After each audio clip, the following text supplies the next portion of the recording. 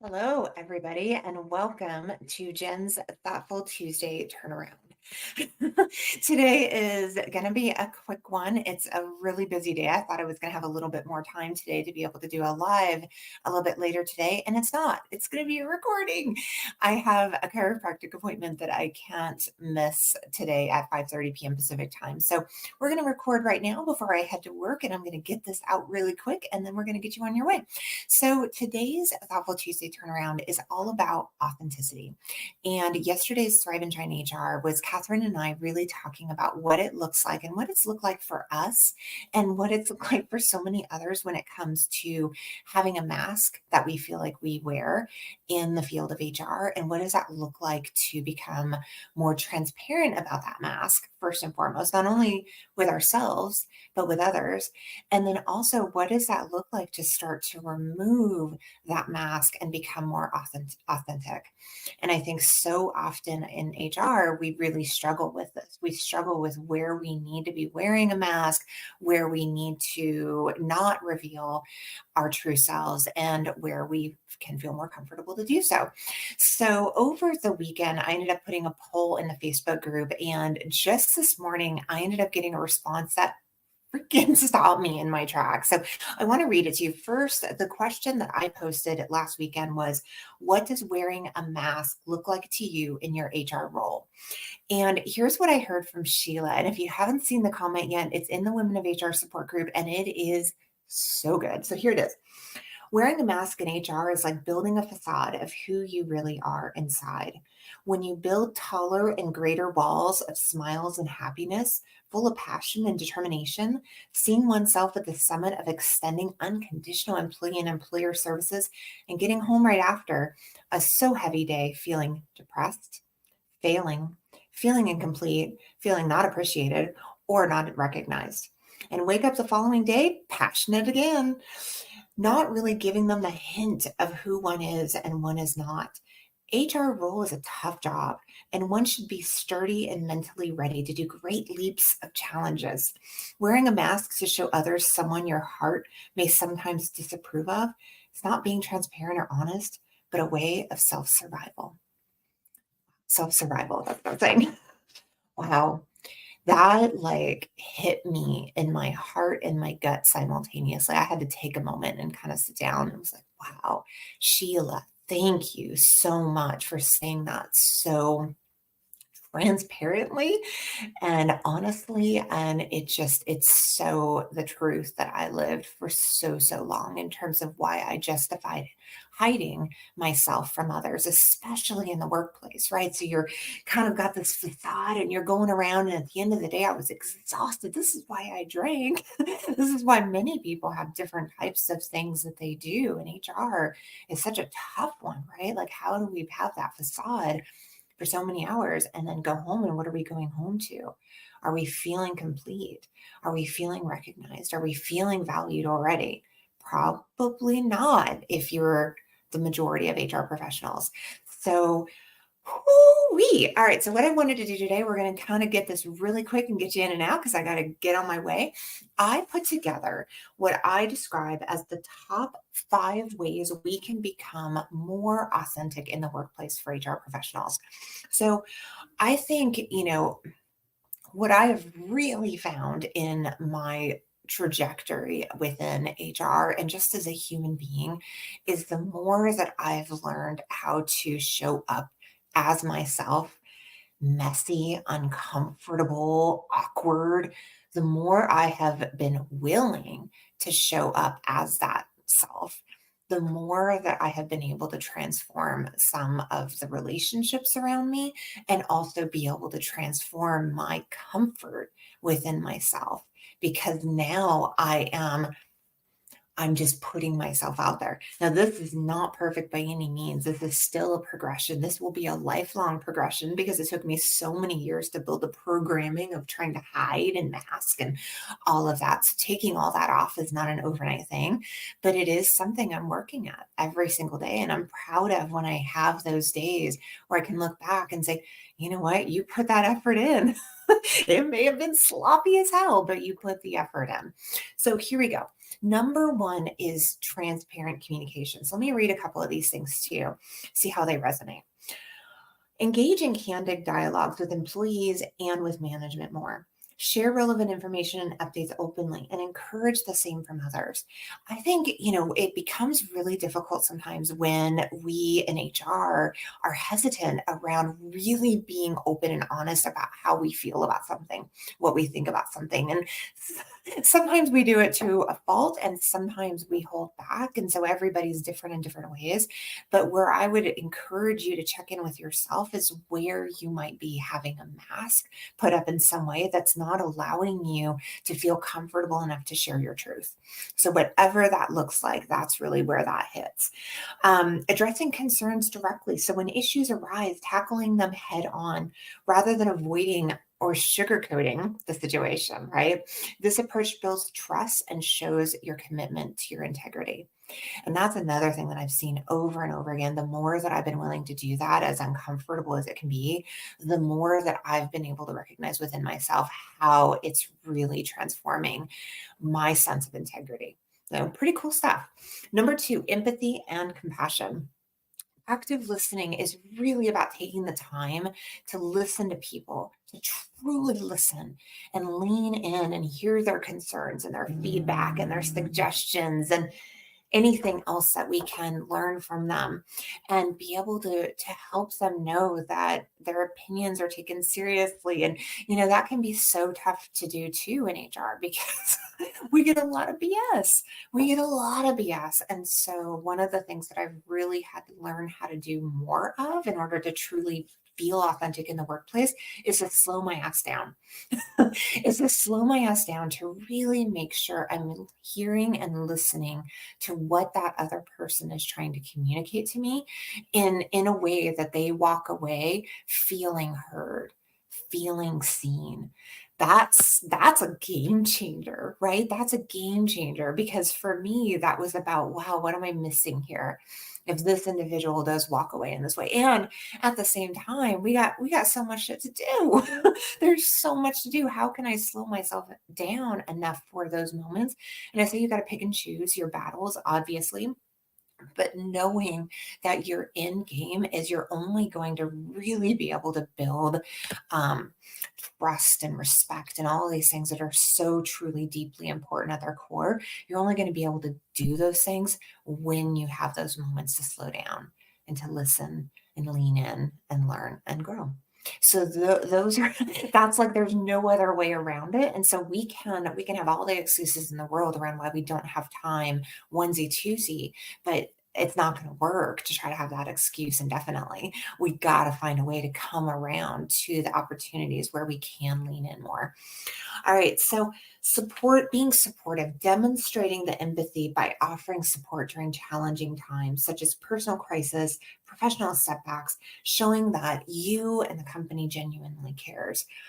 This has been something that I've been put to the test with time and time again over the last several months in the job that I currently have. And boy, has it been an opportunity for me to make sure that I'm really paying attention and make sure that those people involved in those crisis situations and whatever's going on really feel supported. Like I almost think of it like I kind of I'm out of the screen. I'm like, you can't see me, but no, it's really like this. And that's how I explain it to, other leaders and other people. It's like I want to treat others in a way that I would want, to be treated. What is it? The golden rule? But no, platinum rule is how they would want to be treated. Golden rule is how I treated. Anyway, so the idea is really being able to show up for others in a way where they feel protected and supported and cared for. And at the same time, making sure you're giving the same for yourself if it's not being readily given to you. And these are really not easy things. It's not like you can turn overnight and be able to start showing up in that way. If that feels like a distance for you, it's a matter of starting to figure out how can I start making these little shifts a little bit here and there each and every day. And then eventually you're going to wake up one day or you're going to find yourself in a crisis situation. You're going to be like, holy crap, this all retains. Somehow it's able to come through me almost as though, it was meant to be. So it's pretty cool stuff. All right. Number three, consistent values and behavior. So, one of the things that I've had to really come to terms with for myself is it wasn't until I really kind of cut the crap for myself in my own life in so many ways. I've talked about being a drinker and I've talked about, different things that I've done. And it wasn't until I really started to kind of become more honest with myself around where I was buffering. So it's like, what kinds of activities and things do we do to try to cover up having to feel difficult and uncomfortable emotions, cover up having to deal with and engage in uncomfortable actions and behaviors? What are those things that we do, and how can we be really honest about what that is and why? So then we can start living much more consistently to the person who we want to be. And that takes intention. It takes, again, that gut check honesty with ourselves. But at the end of the day, for me, I know that it's been the only way that I can truly become the authentic person that I want to become. I had to cut the crap. I had to. And I think that that has to be released. It's almost like weight from, maybe one side at a time and, one load at a time, and really recognizing that it's a process that wouldn't be something that you can do overnight. But when you start doing that, it shows you that living within your values is possible. And not only is it possible, it shows you what is possible within yourself, which is going to blow your mind. What is possible within yourself when you start living according to those values? So that one is a really big one. And personal integrity. It's like I kind of just talked to that one already, but personal integrity is really the simple bit of that as well. And that's about doing what I say I'm going to do, right? Walking the walk, actually like doing the things that I proclaim I want to be and say. And that's tough. That can be really, really tough, that walking the walk piece. And so, what does that look like in terms of you? What is your personal integrity? Where is that gut check maybe a little bit off that you can start to kind of fine tune that so that it can bring you the benefits of allowing that more comfortable, authentic you? All right. Number four, we're almost there. We're getting there. Inclusive leadership. So, inclusive leadership is really about the gut check that we all need to do as leaders to make sure all voices are heard, that all individuals are valued and appreciated and respected, right? And so, leadership is a really interesting thing. And over many, many, many years of being in leadership now, one of the things that I've really seen is that there has definitely been a focus on high performance and all of these things. And so with management, they would say, okay, focus on your 80-20 and really make sure that you're focusing on those high performers, and then everything kind of works its way up. I think there's a lot of truth to that. I think there's definitely a good truth to those who are your high performers are going to, we all need fuel.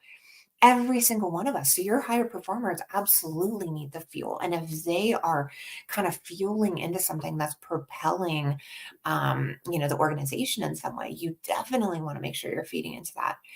And there's this whole other idea of what can I do differently? Not necessarily better, but maybe what can I do differently that can help be more supportive and inclusive to everyone to help build that fuel for others. Because what I have seen happen over and over and over and again is that focus on either the high performers or the very low performers. And it's really that middle group that gets the shaft, the total shaft of that middle group. And it makes sense, right? Like we focus on the squeaky wheels. So whether that squeaky wheel is propelling us forward or is taking us down, either way, that's where the attention goes. And so being able to be conscious of that and being recognizing how you can contribute to everyone at different, at who might be in different areas, I think can be such a massive game changer. And sometimes it's just really a matter of like taking a pause before you're about to launch a new project or a new initiative and really before starting to kind of immediately cherry pick the players that you want on the team, really think about those individuals who may be underrepresented, who may have the potential that's unseen and unheard and unrecognized. What could that look like where you could pour into that a little bit more? So I think when we do that more, what I have found is it really brings something special out of myself, right? There's nothing that I like more in this world than to see someone thrive and to see someone start to believe in something in themselves that they didn't really think was there or possible. So these are our whys around HR. And so sometimes taking that step back and that pause and going, oh, let's remember the middle guy. Let's not forget these middle peeps, and make sure that they get that representation as well. All right, last one, continuous self-improvement. There's not a whole lot that Catherine and I talk about more than continuous self-improvement, right? In coaching, meditation, therapy, whatever it looks like for you, whatever it looks like for me, it's all about continuing to pour into ourselves, knowing that the continued self-awareness and the awareness that I continue to gain within myself as I grow, as I learn, as I evolve, as I shift, right? All of those things, what I have realized more and more and more and more is the more that I do that, the more it has helped me exponentially in how I show up for the world around me. And that is one of the truest things I could ever say to anyone. At least it's been for me. And I know for Kathy as well. We've talked about it many times. It's like, we don't get it. And we didn't get it for so, so long in our lives, which is why we can be here, in our late 40s and be able to say, hey, y'all, it is actually a real thing to take this time and do this type of intentional work on ourselves. And the benefits are exponential. It's like, it's so interesting to be able to feel like we're kind of on the soapbox communicating about this, about something that seems like common sense or seems like it makes sense. And yet so many of us are not doing it. I was just in a group with HR ladies yesterday, and in a group of 10, there were only 3 who are actively doing any kind of mindfulness exercises, meditation. They're burned out. And they're tired and they're exhausted, like there were all these reasons why and all these life circumstances and everything that happens in our lives. And so recognizing that, I think is something that, for me gives me purpose. And for Catherine, I know too, it gives us purpose because we can see the others and recognize how much we have to give in helping others be able to see how they can become so much more than they ever thought possible by learning to shift that focus. And doing so, I think is different for everybody. And we all have our different triggers where finally at one point, I think everybody, that gets there at some point is going to have that one point where there's like a click and they're like, wait a second, wait a second. If I'm putting this effort and work into myself, you're telling me that it's going to completely shift in everything? I'm like, yeah, everything that you want to shift in your life, everything that's not working for you, everything that is, yeah, everything that you find yourself not going in the direction that you most would love for it to. This is what I'm saying to you. So by learning how to kind of start to put in that work into ourselves, not only are we going to become much more of the authentic selves that we all want to be, right? Want to be authentic, but we also are going to just surprise and shock ourselves with what we're capable of in terms of how we're going to start wanting to show up, not only for ourselves and our lives, but also for the people around us, and really be able to shift and transform the relationships we have. So, okay, well, I went longer than I expected, but still I kept it under 20 minutes. So woohoo. All right, well, I want to thank you so much for joining today. This Thoughtful Tuesday turnaround was an idea that I had, that I sprung, that I said, hey, when we do these podcasts on Monday mornings, there is so much content. What can I do to help continue the conversation going? So thank you for coming and for being here and for allowing me the opportunity to serve. I hope you have an amazing rest of your day, and we will see you next time. Bye, everybody.